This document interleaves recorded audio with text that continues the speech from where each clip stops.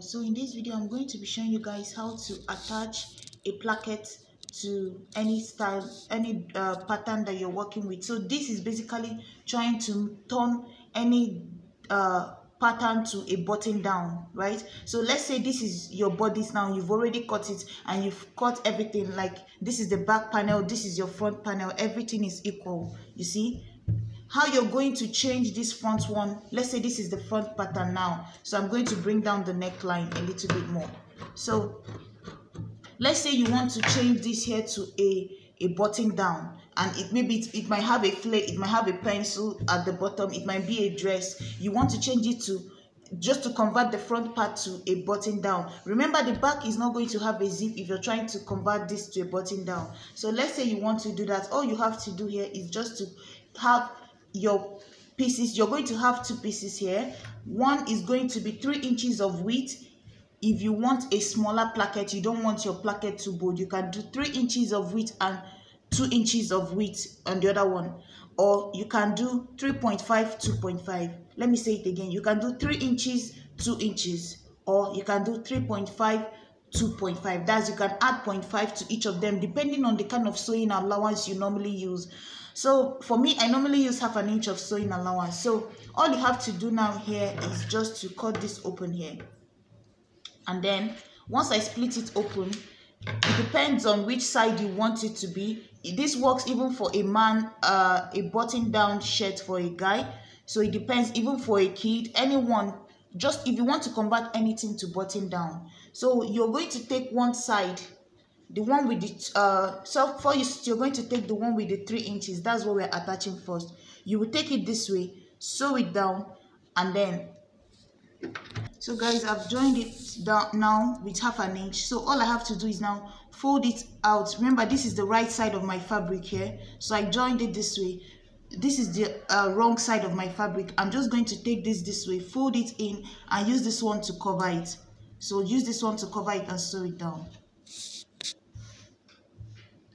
So guys, this is it here. So now we need another one for this one. So the one we are using on the other side now is the smaller one.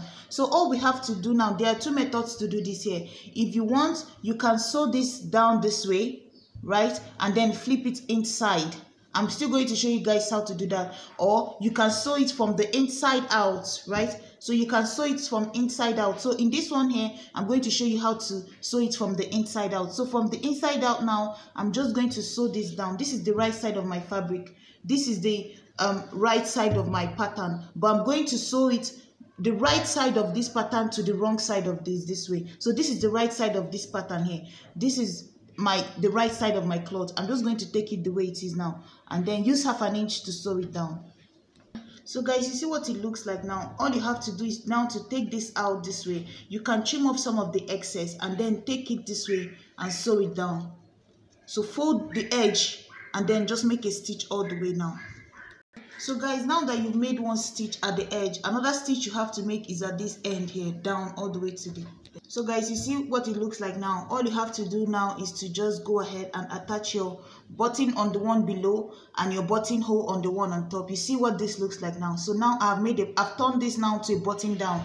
If you want to be sure that this measurement still fits, just take a look at this. I cut these 2 patterns the same. So although I didn't give any seam allowance when I was cutting it, these 2 are the same. But if you see, once I place it now, let's say this is my back panel. Once I place it shoulder to shoulder, I have back the same exact measurement.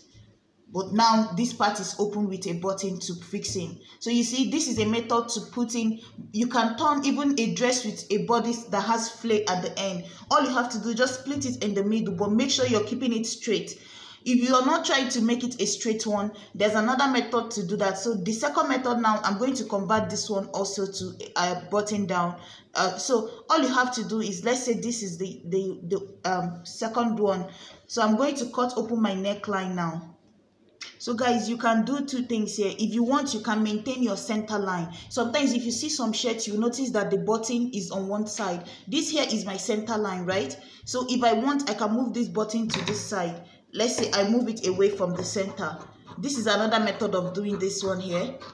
you can do something like this. Sorry that my line is not straight, but I'm trying to explain to you guys. So just make sure you keep your line straight. Then the next thing you have to do is, now you're going to just go ahead and fix it. This line is not straight, but it doesn't matter. So you're going to just follow the method. You're going to take the same thing again, the same, like I said before, the same 2.5 on one side, or 2 inches on one side, 3 inches on the other side. It depends on you. So you're going to take that one now. In this method, this method is for if you don't want the button placket to be visible on top, right? Remember this one here, we made it in such a way that you can see the placket on top here. But this method I'm going to show you guys now, you can make the placket to be hidden underneath it. So you will not be seeing the color of the whatever you're using as your placket. So to do that, all you have to do is just to take the one for the 2 inches and you're going to place it this way. And then you're going to sew it down. So guys, all I have to do now is to take this now and fold it inside, right? So I'm going to fold it inside of my cloth, and I'm going to fold it in such a way that this edge is like this at the very end, and then I'm going to tuck this in this way and sew it down. But guys, if you want to use this method, another trick is to use the particular thread, because there's no need of hiding these plackets if you're going to use a different color of thread on top of it. So try to use exactly the same thread as the color of your fabric, so everything blends down in. And when you're done, you can also give it an extra stitch at this end if you want to. Now that this one is done, you're going to take this other side, and then you're going to attach the one with the 3 inches or 3.5 depending on what you're using on this side. So basically you're just going to take it the way it is, and then you're going to join it. Remember how we joined it? It's still the same method for this one. So you're just going to join it, and then you're going to fold it out. So guys, now that we've joined it with 1/2 inch, all we have to do is just to take it the way it is now, and then I'm going to just fold it into 2 and then tuck it in with 1/2 inch. But this time around, you're going to make sure that you flip this excess in this way to face this part. Use this one to cover it, and then also tuck this one in this way, and then sew it down.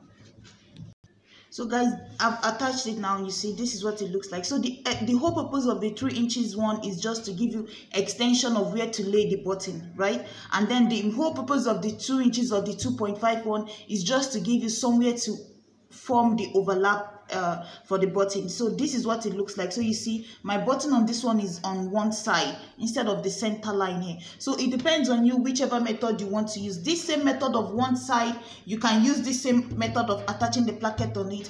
This one here of folding, of hiding the button placket here, you can also use that method on this center one. It just doesn't matter, but I'm just showing you guys 2 different ways to attach the placket and 2 different ways to cut the pattern open. So anyone you want to use, you can use this method for this one here, you can use this one for this one, you can interchange the 2 of them. So that's basically how to do this. Thank you guys so much for your time, and see you guys next time.